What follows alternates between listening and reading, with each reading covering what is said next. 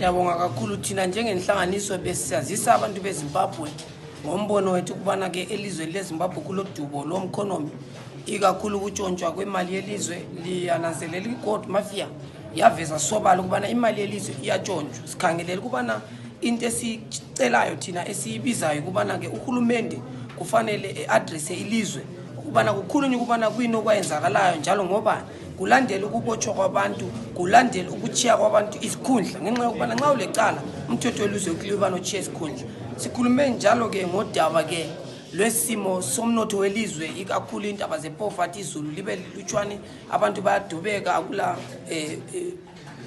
ezibhedlela akula mithi, abantu bayahlupheka akula transport, ifuel iyahlupha kulodubo oluselizweni. Konke lokhu kuyenziwa ngokubana umkhonomi kawumanga kuhle, sokuyizinto okufanele silungisiswe. Sikhulume njalo ngokulungiselela kwethu ukhetho, siqalisile ke ukuhamba ke ukukhankasa emazweni atshiyeneyo eAfrika la kwezinye indawo ke ngaphandle kweAfrika.